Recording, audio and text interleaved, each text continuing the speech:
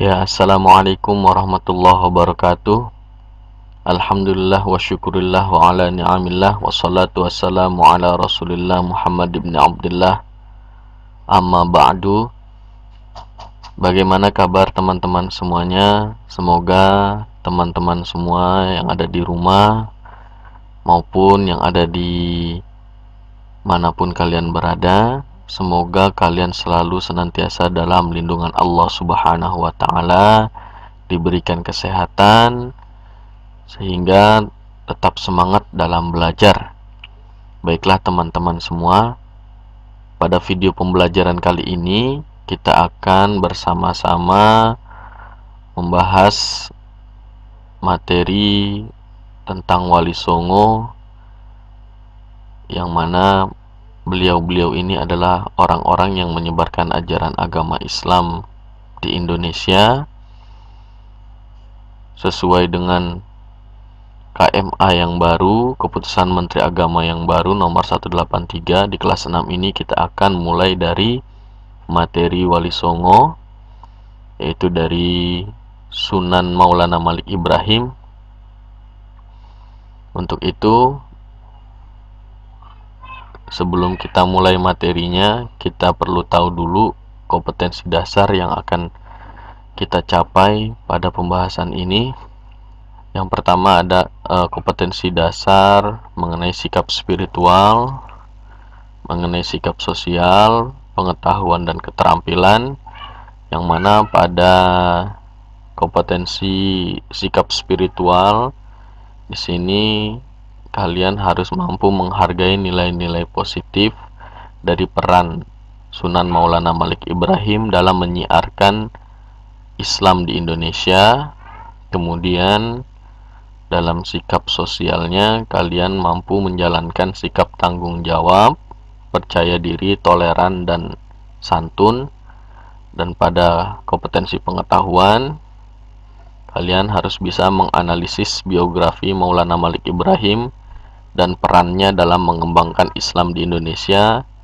Lalu pada sikap keterampilan, kalian harus bisa mengorganisasi kembali peran Maulana Malik Ibrahim dalam mengembangkan Islam di Indonesia. Itu kompetensi dasar yang akan kita capai pada materi Syekh atau Sunan Maulana Malik Ibrahim.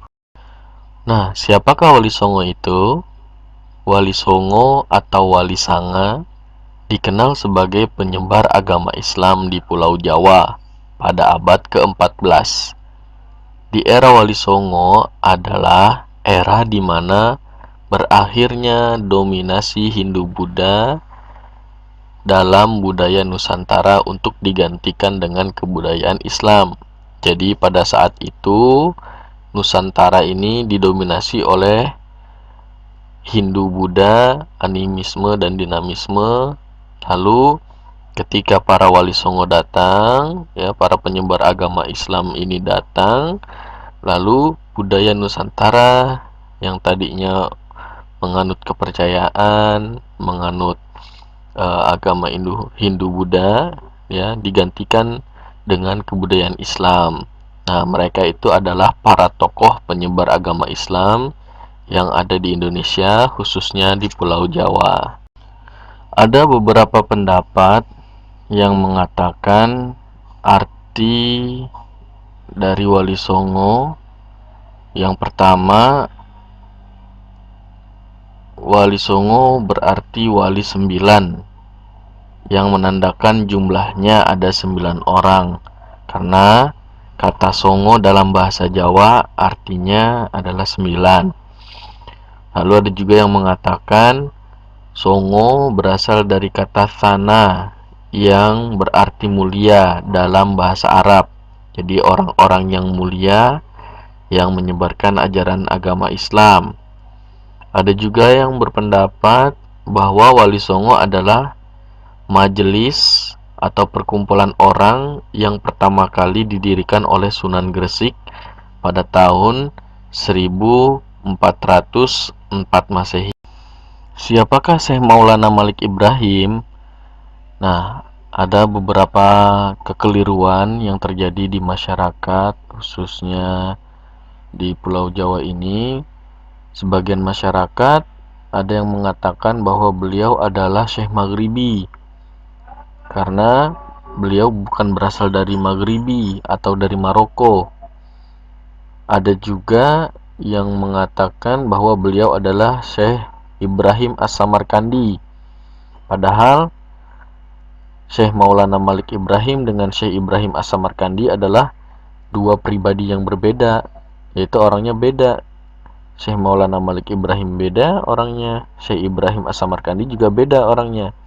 Nah, sehingga dengan kekeliruan itu banyak yang mengatakan bahwa Syekh Maulana Malik Ibrahim ini berasal dari Samarkand atau dari Samarkandi yang berada di wilayah Asia Tengah. Ya, padahal Syekh Maulana Malik Ibrahim adalah seorang ulama yang terkenal berasal dari negeri Persia, ya, dari kota Hasan.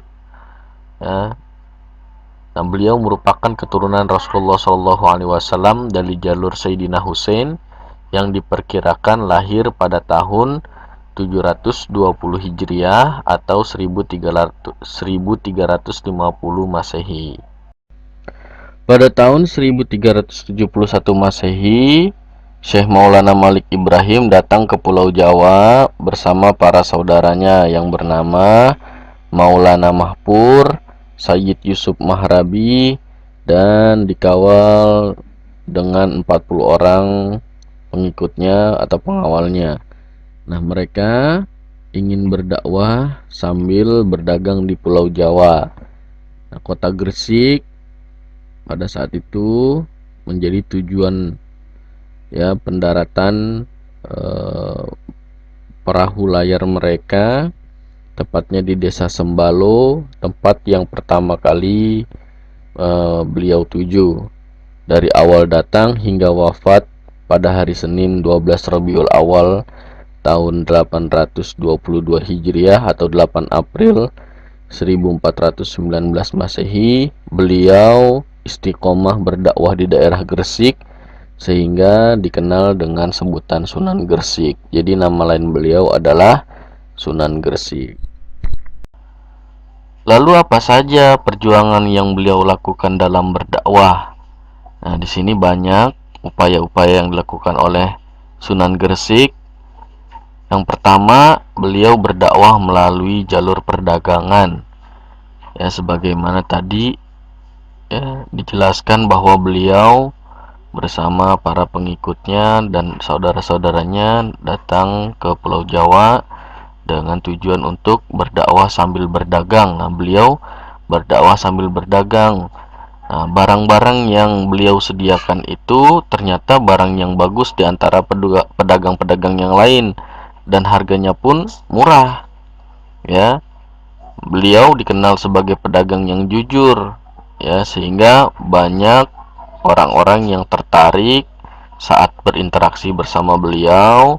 Beliau pun memasukkan dakwah-dakwah Islam kepada orang-orang tersebut, sehingga orang-orang tersebut melihat perilaku dan sikap yang dicontohkan, yang diperlihatkan oleh Sunan Gresik. Mereka pun tertarik untuk memeluk ajaran agama Islam. Lalu yang kedua, beliau berdakwah kepada keluarga kerajaan Majapahit. Ya, beliau mampu menembus dakwahnya sampai ke pihak keluarga kerajaan Majapahit. Setelah sekian lama beliau berdakwah, beliau berhasil membuat orang-orang Gresik memeluk agama Islam. Bukan hanya di kalangan rakyat biasa, beliau pun mampu menembus dakwah beliau di kalangan keluarga Majapahit, yang mana pada saat itu dipimpin oleh raja yang bernama Raja Brawijaya, dan beliau pun disambut oleh Raja Brawijaya dengan sambutan yang baik karena sikap dan budi pekerti yang beliau munculkan kepada masyarakat Gresik. Ya, di hadapan raja pun beliau sangat sopan, sehingga raja pun menerima ya dengan baik, menyambut dengan baik dakwah beliau. Namun sayangnya Raja Brawijaya pada saat itu masih belum ingin memeluk agama Islam ya, tapi berkat hubungan yang baik tadi beliau diangkat sebagai Syah Bandar, atau yang sekarang mungkin disebut sebagai kepala pelabuhan, karena pada saat itu kan beliau sebagai seorang pedagang, di mana pedagang-pedagang pada saat itu barang-barang datangnya dari pelabuhan ya, diangkat sebagai kepala pelabuhan atau Syah Bandar di kota Gresik, dan diberikan sebidang tanah di desa Gapura. Sampai saat ini tanah itu pun masih ada, dan beliau dimakamkan di desa tersebut, di tanah tersebut, karena ketika beliau diberikan tanah tersebut, dijadikan oleh beliau pesantren atau masjid sebagai sarana pusat dakwah beliau di kota Gresik, dan beliau pun juga diangkat sebagai penasehat raja dan guru bagi para pangeran kerajaan. Dan yang ketiga, beliau mendirikan masjid dan pesantren. Seiring berjalannya waktu, masyarakat Gresik semakin tertarik untuk memeluk Islam karena perilaku yang beliau contohkan itu sangat santun, dermawan, dan sangat toleran. Sehingga dengan kondisi seperti itu, banyak orang-orang yang masuk memeluk Islam, dan beliau pun terdorong untuk membangun masjid dan pesantren yang akan difungsikan untuk pusat dakwah beliau dalam mengajarkan Islam secara luas. Nah, masjid yang pertama kali beliau dirikan adalah Masjid Pesucinan yang terletak di Desa Leran, Kota Gresik. Baiklah, cukup sekian pembahasan kita pada materi Wali Songo terkait dengan Sunan Gresik atau Syekh Maulana Malik Ibrahim. Jangan lupa tetap semangat belajarnya, jaga kondisi kesehatan. Semoga Allah selalu melindungi kalian dimanapun kalian berada, dan semoga kalian sukses, semoga kalian berhasil dalam belajarnya. Cukup sekian dari saya. Hadanallahu wa iyyakum ajma'in. Allahumma waffiq ila aqwamit thoriq. Assalamualaikum warahmatullahi wabarakatuh.